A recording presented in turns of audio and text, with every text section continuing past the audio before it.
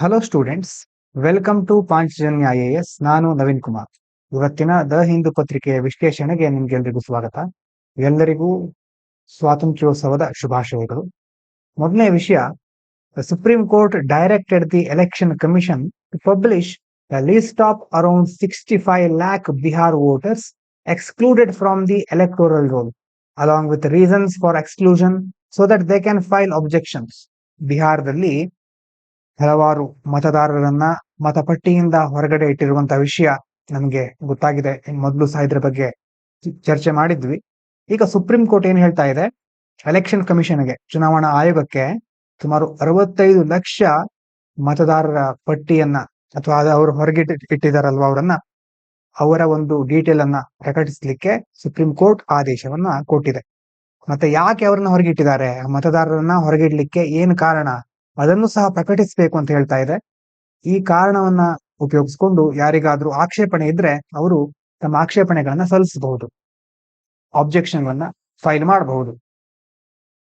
ಮುಂದಿನದು, UPSC informed parliamentary panel that the 1 year civil service examination cycle cannot be shortened due to the large number of candidates, evaluation time and checks for confidentiality and integrity.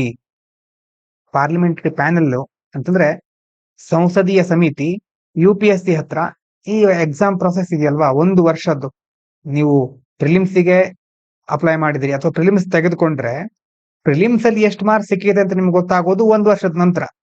Prelims ಆದ ನಂತರ ಅವರು ಕೇವಲ candidate select ಆಗಿರೋರ roll number ಮಾತ್ರ ಬಿಡ್ತಾರೆ. ಅಲ್ಲಿ ನಿಮ್ಗೆ ಎಷ್ಟು marks ಬಂದಿದೆ, ಕಟ್ ಆಫ್ ಎಷ್ಟು ಅನ್ನೋದೆಲ್ಲ ಗೊತ್ತಾಗೋದಿಲ್ಲ.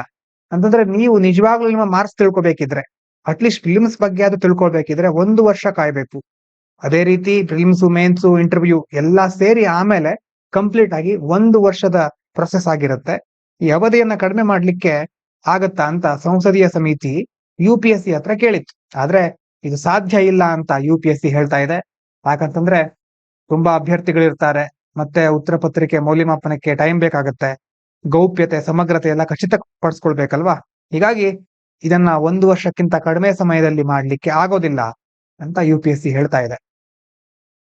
ಸಿವಿಲ್ ಸರ್ ಎಕ್ಸಾಮಿನೇಷನ್ ನಿಮ್ಗೆ ಗೊತ್ತಿದೆ, ಇದು ಯಾವ್ದಕ್ಕೋಸ್ಕರ, ಅದಕ್ಕೋಸ್ಕರನೇ ನೀವು ವಿಡಿಯೋ ನೋಡ್ತಿದ್ದೀರಾ ಅನ್ಕೊಂಡಿದ್ದೇನೆ. ಪ್ರಿಲಿಮಿನರಿ ಎಕ್ಸಾಮ್ ಇರುತ್ತೆ, ಮೇನ್ಸ್ ಇರುತ್ತೆ, ಪರ್ಸನಾಲಿಟಿ ಟೆಸ್ಟ್ ಇರುತ್ತೆ, IAS, IPS, IFS, all India service, ಇದಕ್ಕೆಲ್ಲ ರಿಕ್ರೂಟ್ ಮಾಡ್ಕೊಳ್ತಾರೆ. ಯಾವ ಡಿಪಾರ್ಟ್ಮೆಂಟು? Personnel and training. ಇನ್ನೊಂದಿದೆ ಇಲ್ಲಿ, question paper representation portal, QPR ಅಂತಂದ್ರೆ QP ರೆಪ್ ಅಂತ ಹೇಳ್ಬಹುದು, QPR ಅಂತಾನು ಶಾರ್ಟ್ ಆಗಿ ಹೇಳ್ಬಹುದು. ಇದೇನು online UPSC platform where candidates can file objections to preliminary exam questions before results are declared.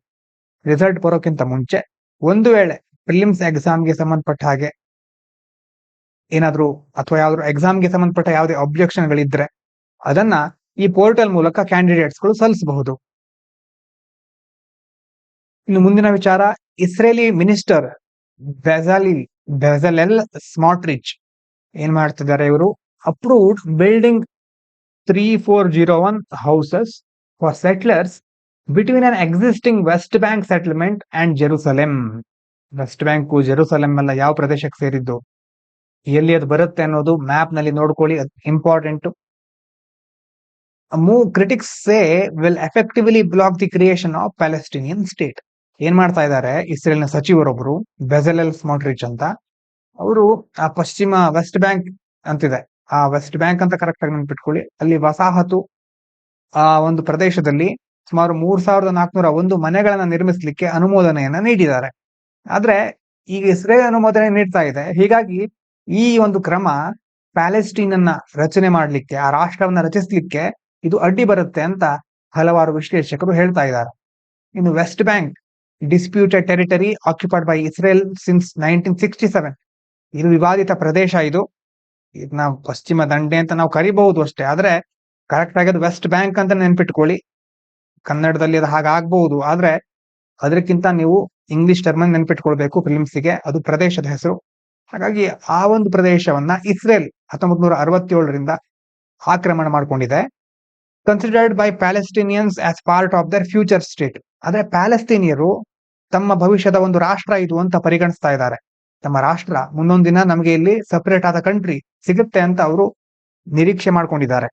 And its settlement expansion is opposed by the UN and most countries under international law. ಆದ್ರೆ ಈಗ Israel ಏನ್ ಮಾಡ್ತಾ ಇದೆ, ತನ್ನ ವಸಾಹತು ಅಥವಾ ತನ್ನ settlement ಅನ್ನ ವಿಸ್ತರಿಸ್ತಾ ಇದೆಯಲ್ವಾ, ಇದನ್ನ ವಿಶ್ವಸಂಸ್ಥೆ UN ಮತ್ತೆ ಬೇರೆ ಬೇರೆ ರಾಷ್ಟ್ರಗಳು ವಿರೋಧಿಸ್ತಾ ಇವೆ.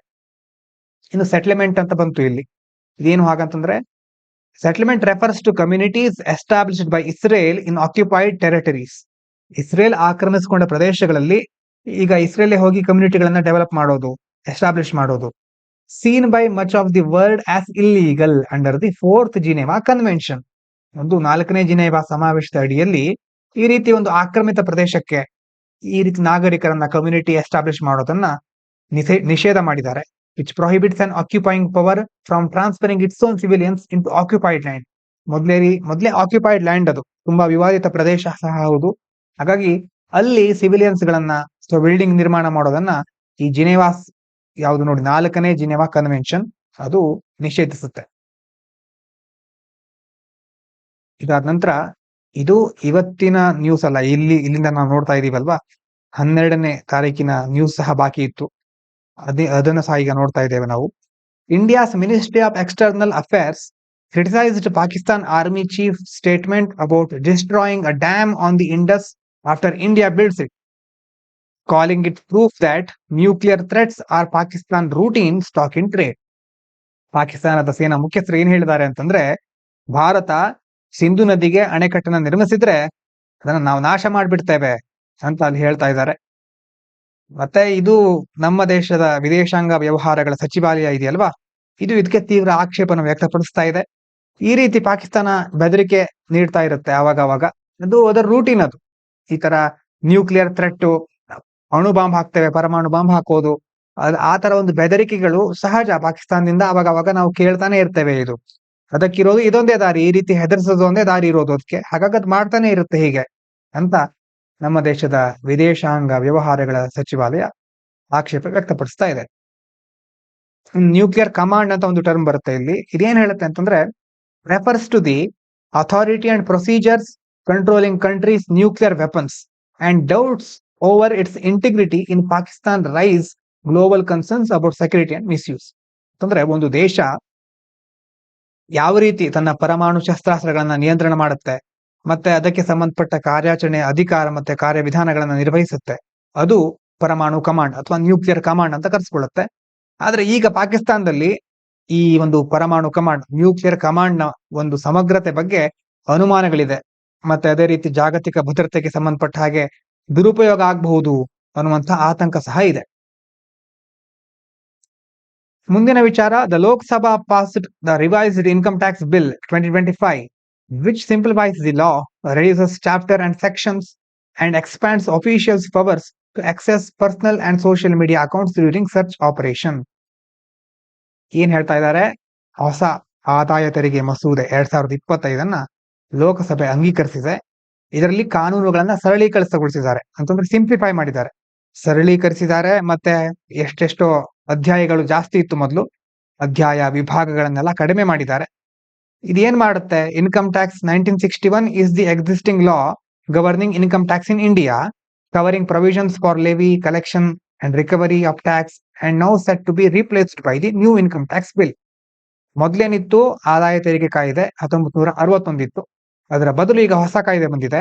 ಹೊಸ ಮಸೂದೆಯ ಅಡಿಯಲ್ಲಿ ಈಗ ಅಧಿಕಾರಿಗಳಿಗೆ ಅವರು ಶೋಧ ಅಂತಂದ್ರೆ ಬೇರೆ ಬೇರೆ ಕಡೆ ಸರ್ಚ್ ಮಾಡೋದು, ಸೀಸ್ ಮಾಡೋದೆಲ್ಲ ಇರುತ್ತಲ್ವಾ, ಅವರಿಗೆ ಆವಾಗ ಹೆಚ್ಚಿನ ಅಧಿಕಾರ ಸಿಗ್ತಾ ಇದೆ. ನೋಡಿ, ವೈಯಕ್ತಿಕ ಮತ್ತೆ ಸಾಮಾಜಿಕ ಮಾಧ್ಯಮಗಳು ಅದನ್ನ ಸಹ, ಸೋಷಿಯಲ್ ಮೀಡಿಯಾ ಅಕೌಂಟ್ಸ್ ಗಳನ್ನ ಸಹ ಎಕ್ಸ್ಪ್ಲೋರ್ ಮಾಡೋದು, ಅದನ್ನ ಸಹ ಸರ್ಚ್ ಮಾಡುವಂತಹ ಅವಕಾಶ ಈಗ ಅಧಿಕಾರಿಗಳಿಗೆ ಸಿಗುತ್ತೆ.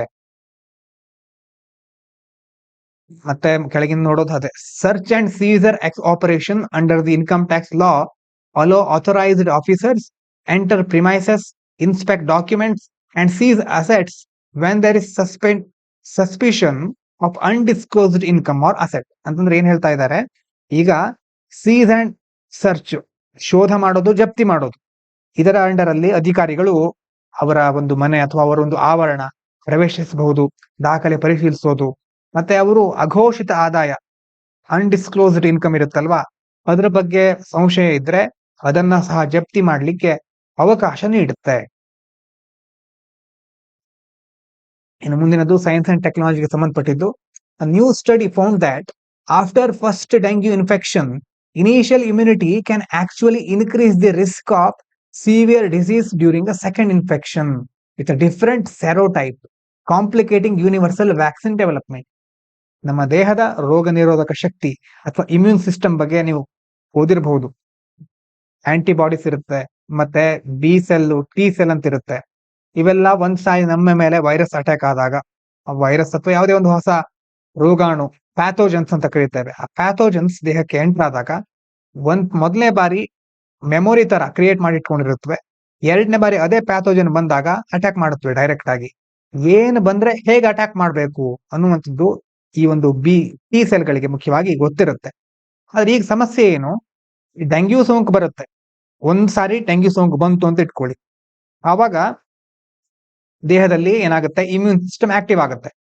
ಆದ್ರೆ ನೆಕ್ಸ್ಟ್ ಟೈಮು ಸೋಂಕು ಬರಬಹುದು, ಆದ್ರೆ ಆಗ್ಲೂ ಸಹ ಕಾಯಿಲೆ ಜಾಸ್ತಿ ಆಗಬಹುದು. ಯಾಕಂತಂದ್ರೆ ಅಲ್ಲಿ ಬೇರೆ ಸೀರೋ ಟೈಪ್ ಇರಬಹುದು.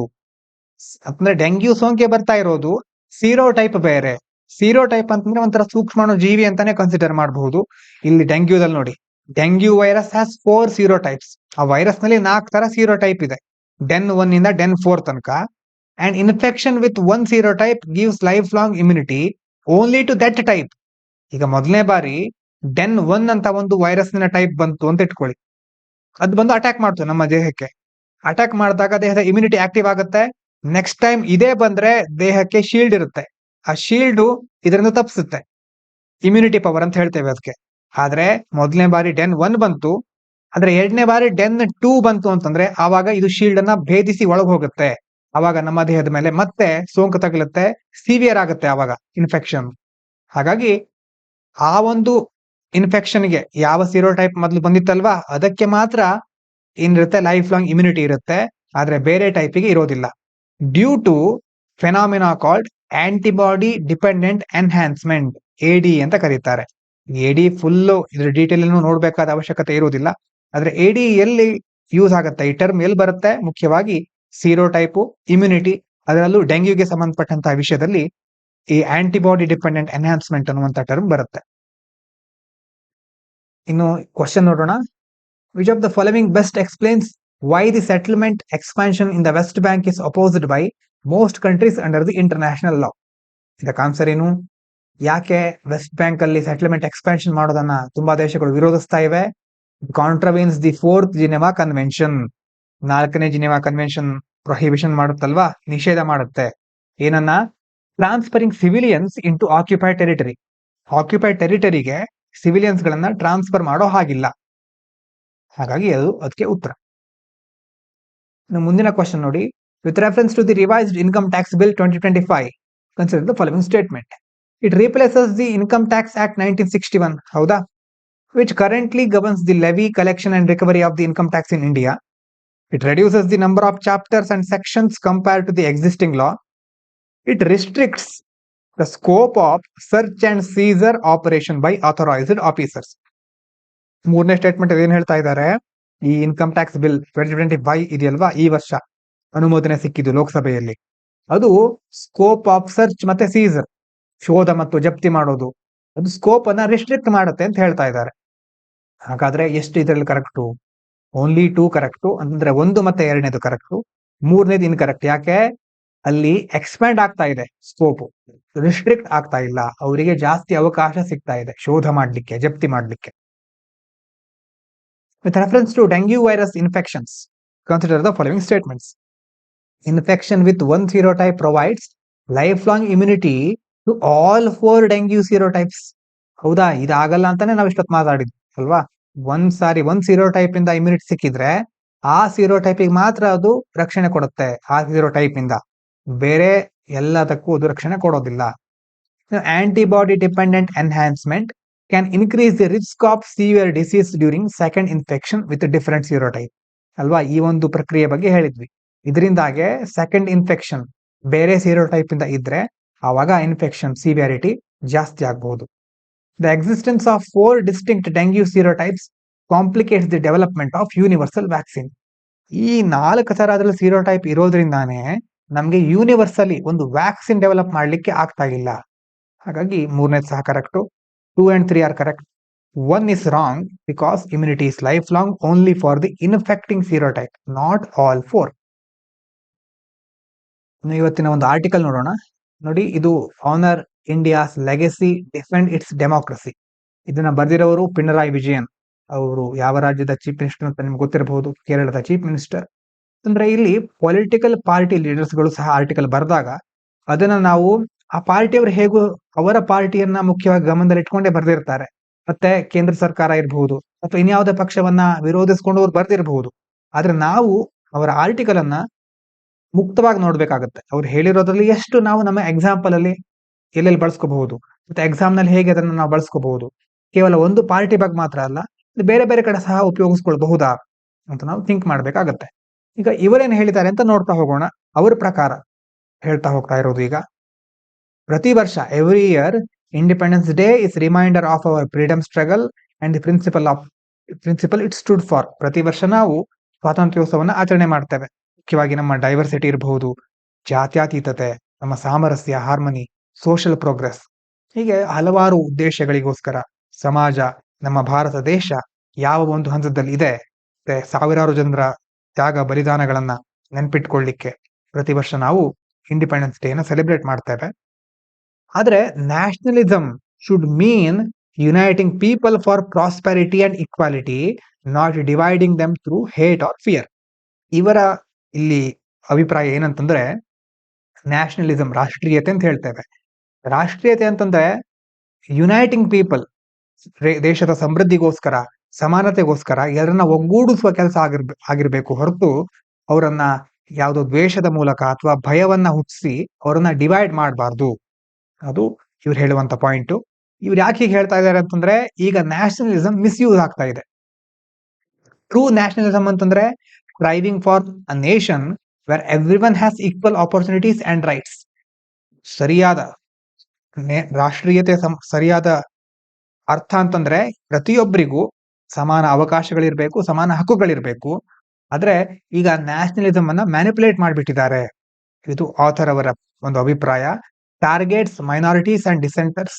ಸರ್ಕಾರ ಅಥವಾ ಇವರು ಹೇಳೋ ಪ್ರಕಾರ ಈಗಿನ ಕೆಲವೊಂದು ಕೇಂದ್ರ ಸರ್ಕಾರ ಏನ್ ಮಾಡ್ತಾ ಇದೆ, ಮೈನಾರಿಟಿಗಳನ್ನ ಟಾರ್ಗೆಟ್ ಮಾಡ್ಕೊಳ್ತಾ ಇದೆ. ಮತ್ತೆ ಡಿಸೆಂಟ್ ಅಂತಂದ್ರೆ ನಿನ್ನೆ ಸಹ ನೋಡಿದ್ವಿ, ಅಂತಂದ್ರೆ ಭಿನ್ನಾಭಿಪ್ರಾಯ ವ್ಯಕ್ತಪಡಿಸೋದನ್ನ ಒಪ್ಪೋದಿಲ್ಲ. Labels criticism as anti national. ನೀವು ಟೀಕೆ ಮಾಡಿಬಿಟ್ರೆ ಅದು ದೇಶದ್ರೋಹ ಅನ್ನೋ ರೀತಿ ಕನ್ಸಿಡರ್ ಮಾಡ್ತಾರೆ. Creates fear and silences voices. ಮತ್ತೆ ಎಲ್ಲರೂ ಭಯ ಹುಟ್ಟಿಸೋದು, ಮತ್ತೆ ಧ್ವನಿಯನ್ನ ಹತ್ತಿಕ್ಕೋದು, ಹೀಗೆ ಮುಂತಾದ ಪ್ರಕ್ರಿಯೆ ನಡೀತಾ ಇದೆ. Such divisive politics harm unity and the democratic spirit. ಹಾಗಾಗಿ ಇದು ಡಿವಿಸಿವ್ ಪಾಲಿಟಿಕ್ಸ್ ಅಂದ್ರೆ ಒಡೆದು ಆಳುವುದು ಅಂತ ಹೇಳ್ತೀವಲ್ವಾ, ಆ ರೀತಿ. ಅದರಿಂದಾಗಿ ಡೆಮೋಕ್ರೆಟಿಕ್ ಸ್ಪಿರಿಟ್, ಪ್ರಜಾಪ್ರಭುತ್ವದ ಒಂದು ಮೌಲ್ಯ ಆದರ್ಶಕ್ಕೆ ಧಕ್ಕೆ ಬರ್ತಾ ಇದೆ. ಇನ್ನು constitutional framework and federalism. India ನೋಡಿ, India's constitution give significant powers to states in health, education, agriculture. State list ಅಲ್ಲಿ ಮುಖ್ಯವಾಗಿ ಹೆಲ್ತ್, ಎಜುಕೇಶನ್, ಅಗ್ರಿಕಲ್ಚರ್ ಇದಕ್ಕೆಲ್ಲ ಸಂಬಂಧಪಟ್ಟ ಹಾಗೆ ಸ್ಟೇಟ್ಸ್ ಗಳಿಗೆ ಪವರ್ ಇದೆ. Federalism means the centre and states share power and respect each others roles. Federalism ಅಂತಂದ್ರೆ ಏನು, ಒಕ್ಕೂಟ ವ್ಯವಸ್ಥೆ ಅಂತ ಕರೀತೇವೆ. ಸೆಂಟರ್ ಇರುತ್ತೆ, ಸ್ಟೇಟ್ಸ್ ಗಳಿರುತ್ತೆ. ಎರಡೂ ಅಂಗಗಳು ಅಧಿಕಾರವನ್ನ ಸಮಾನವಾಗಿ ಹಂಚಿಕೊಂಡು ಪ್ರತಿಯೊಬ್ಬರನ್ನ ಗೌರವಿಸ್ಕೊಂಡು, ಅಂದ್ರೆ ಒಂದು ಅಂಗ ಇನ್ನೊಂದು ಅಂಗಕ್ಕೆ ಗೌರವ ಕೊಟ್ಟು ತನ್ನ ಕರ್ತವ್ಯವನ್ನ ಸರಿಯಾಗಿ ನಿಭಾಯಿಸೋದು. ಅಂಡರ್ಮೈನಿಂಗ್ ಸ್ಟೇಟ್ ಪವರ್ಸ್ ವೀಕನ್ಸ್ ಡೆಮೋಕ್ರಸಿ. ಯಾವಾಗ ರಾಜ್ಯಗಳಿಗೆ ಇರುವಂತ ಅಧಿಕಾರವನ್ನ ಕಡಿಮೆ ಮಾಡ್ತಾರೋ ಅಥವಾ ರಾಜ್ಯಗಳ ಗೌರವಕ್ಕೆ ಧಕ್ಕೆ ತರ್ತಾರೋ ಅದು ಡೆಮೋಕ್ರಸಿಯನ್ನ, ಪ್ರಜಾಪ್ರಭುತ್ವವನ್ನ ವೀಕ್ ಮಾಡುತ್ತೆ. ಇನ್ನು ಇದಾದ್ಮೇಲೆ ಚಾಲೆಂಜಸ್ ಇನ್ ಗವರ್ನೆನ್ಸ್. ನೋಡಿ, ಗವರ್ನೆನ್ಸ್ ಅಲ್ಲಿ ಇದು ಇಂಪಾರ್ಟೆಂಟ್ ಆಗಿರುತ್ತೆ. ಈ ಪಾಯಿಂಟ್ ಎಲ್ಲ ನಾವು ಯೂಸ್ ಮಾಡ್ಕೋಬಹುದು. ಇನ್ಕ್ರೀಸಿಂಗ್ ಸೆಂಟ್ರಲೈಸೇಷನ್ ಅಂತಂದ್ರೆ ಕೇಂದ್ರೀಕೃತ ಆಗ್ಬಿಡೋದು ಒಂದೇ ಕಡೆ. Governors in some states delay or block elected governments decisions. Governors ಗಳನ್ನ ಸೆಂಟ್ರಲ್ ಗವರ್ಮೆಂಟ್ ಕಳಿಸಿರುತ್ತೆ, ಆದ್ರೆ ಆ ರಾಜ್ಯದಲ್ಲಿ ಜನರಿಂದ ಆಯ್ಕೆಯಾದಂತಹ ಚೀಫ್ ಮಿನಿಸ್ಟರ್ಸ್, ಬೇರೆ ಬೇರೆ ಮಿನಿಸ್ಟರ್ಸ್ ಗಳಿರ್ತಾರೆ. ಈ ಗವರ್ನರ್ಗಳು ಸೆಂಟ್ರಲ್ ಗವರ್ಮೆಂಟ್ ಅವರು, ಸ್ಟೇಟ್ ಅಲ್ಲಿರೋ ಗವರ್ಮೆಂಟ್ ಬೇರೆ ಪಕ್ಷ ಅಂತ ಅಂದ್ರೆ ಅವರ ನಡುವೆ ತಿಕ್ಕಾಟ ಶುರುವಾಗುತ್ತೆ. ಅವಾಗ ಇವರು ಏನೇ ಡಿಸಿಷನ್ ತೆಗೆದುಕೊಂಡಿದ್ರು ಡಿಲೇ ಮಾಡ್ತಾ ಹೋಗ್ತಾರೆ. ಅದರ ಬಗ್ಗೆ ಸುಪ್ರೀಂ ಕೋರ್ಟ್ ಸಹ ಹೇಳಿದ್ದು ನೆನಪಾಗ್ಬೇಕು ನಿಮ್ಗೆ. Universities face interference in functioning and appointments. ಅದೇ ರೀತಿ ಯೂನಿವರ್ಸಿಟಿಗಳಲ್ಲೂ ಸಹ ಅದರ ಫಂಕ್ಷನಿಂಗ್ ಅಲ್ಲಿ, ಅಪಾಯಿಂಟ್ಮೆಂಟ್ ಅಲ್ಲಿ ಇಂಟರ್ಫರೆನ್ಸ್ ಆಗ್ತಾ ಇರುತ್ತೆ. ಆವಾಗ ಮಧ್ಯಪ್ರವೇಶ ಮಾಡ್ತಾ ಇರುತ್ತೆ ಸರ್ಕಾರ. Federal agencies are used politically. ಮತ್ತೆ ಈ ಎಲ್ಲಾ ಫೆಡರಲ್ ಏಜೆನ್ಸಿಗಳನ್ನ ಪೊಲಿಟಿಕಲ್ ಪರ್ಪಸ್ಗಳಿಗೋಸ್ಕರ ಯೂಸ್ ಮಾಡ್ಕೊಳ್ತಾ ಇದ್ದಾರೆ. ಇದರಿಂದ ಆಗೋದೇನು? This weakens public trust. ಜನರಿಗೆ ಈ ಒಂದು ವ್ಯವಸ್ಥೆಯ ಮೇಲಿನ ನಂಬಿಕೆ ಕಡಿಮೆ ಆಗ್ತಾ ಹೋಗುತ್ತೆ. ಸ್ಟಿಫಲ್ ಇನೋವೇಷನ್, ನಾವೀನ್ಯತೆ ಇರಬಹುದು, ಇನೋವೇಷನ್ ಅಲ್ಲೇ ನಿಂತು ಬಿಡುತ್ತೆ. ಅಂಡ್ ಡಿಸ್ರಪ್ಟ್ ಗವರ್ನೆನ್ಸ್, ಆಡಳಿತ ವ್ಯವಸ್ಥೆ ಮುಂದೆ ಹೋಗೋದಿಲ್ಲ, ಏರುಪೇರಾಗ್ಬಿಡುತ್ತೆ ಆಡಳಿತ ವ್ಯವಸ್ಥೆಯಲ್ಲಿ. ಹಾಗಾದ್ರೆ ಏನ್ ಮಾಡ್ಬೇಕು? Respect diversity and dissent. ಯಾವುದೇ ಸರ್ಕಾರ ಇರಬಹುದು, ಯಾವುದೇ ಪ್ರದೇಶ ಇರಬಹುದು, ಅದು ಡೈವರ್ಸಿಟಿಯನ್ನ, ವೈವಿಧ್ಯತೆಯನ್ನ ಮತ್ತೆ ಭಿನ್ನಾಭಿಪ್ರಾಯಗಳನ್ನು ಸಹ ಗೌರವಿಸಬೇಕು. Protect institutional autonomy. Election commission ಇರುತ್ತೆ, ಯೂನಿವರ್ಸಿಟಿಗಳಿರುತ್ತೆ, ಇನ್ವೆಸ್ಟಿಗೇಟಿವ್ ಬಾಡೀಸ್ಗಳಿರುತ್ತೆ. ಈ ಎಲ್ಲಾ ಒಂದು ಸಂಸ್ಥೆಗಳಿಗೆ ಸ್ವಾಯತ್ತತೆ ಇರಬೇಕು, ಸರ್ಕಾರದ ಹಸ್ತಕ್ಷೇಪ ಇರಬಾರದು. Preserve cooperative federalism. 2 ಟರ್ಮ್ಗಳು ಬರುತ್ತೆ, ಕೋಆಪರೇಟಿವ್ ಫೆಡರಲಿಸಂ, ಕಾಂಪಿಟೇಟಿವ್ ಫೆಡರಲಿಸಂ ಅಂತ. ಇಲ್ಲಿ ಮುಖ್ಯವಾಗಿ ಕೋಆಪರೇಟಿವ್ ಫೆಡರಲಿಸಂ ಅಂತಂದ್ರೆ ಕೇಂದ್ರ ಇರಬಹುದು ಮತ್ತೆ ಎಲ್ಲ ರಾಜ್ಯಗಳಿರಬಹುದು, ಸಹಕಾರದ ಮೂಲಕ ಒಕ್ಕೂಟ ತತ್ವವನ್ನ ಪಾಲಿಸ್ಕೊಂಡು ಹೋಗೋದು. ಕಾಂಪಿಟೇಟಿವ್ ಅಂತಂದ್ರೆ ಒಂದು ಒಳ್ಳೆಯ ಉದ್ದೇಶಕ್ಕೋಸ್ಕರ, ಹೆಲ್ದಿ ಕಾಂಪಿಟೇಷನ್ ಅಂತ ಹೇಳ್ತೀವಲ್ವಾ, ಆ ರೀತಿ ಆ ಒಕ್ಕೂಟ ವ್ಯವಸ್ಥೆಯಲ್ಲಿ ಒಂದು ಒಳ್ಳೆಯ ಕಾಂಪಿಟೇಷನ್ ಇರೋದ್ರಿಂದ ಉತ್ತಮ ರ್ಯಾಂಕಿಂಗ್ ಅನ್ನ ಪಡ್ಕೊಳ್ಳಿಕ್ಕೆ ಬೇರೆ ಬೇರೆ ರಾಜ್ಯಗಳು ಆವಾಗ ಪ್ರಯತ್ನ ಮಾಡುತ್ತವೆ. ಇದಾದ್ಮೇಲೆ ensure democracy remains people driven, not party controlled. ಪ್ರಜಾಪ್ರಭುತ್ವ ಅನ್ನೋದು ಜನರಿಂದ ಜನರಿಗಾಗಿ, ಜನರಿಗೋಸ್ಕರ ಇರೋದು. ಅದು ಕೇವಲ ಯಾವುದೋ ಪೊಲಿಟಿಕಲ್ ಪಾರ್ಟಿ ಕಂಟ್ರೋಲ್ ಮಾಡುವ ಪರಿಸ್ಥಿತಿಗೆ ಬರಬಾರದು ಅನ್ನೋದು ಇವರ ಒಂದು ಅಭಿಪ್ರಾಯ. ಹಾಗಾಗಿ ಇವಿಷ್ಟು ಇವತ್ತಿನ ಮುಖ್ಯವಾದ ವಿಷಯಗಳು. ಮತ್ತೆ ನಾಳೆ ಭೇಟಿ ಹೋಗೋಣ. ಎಲ್ಲರಿಗೂ ಧನ್ಯವಾದಗಳು. ಇದು ಪಾಂಚಜನ್ಯ IAS.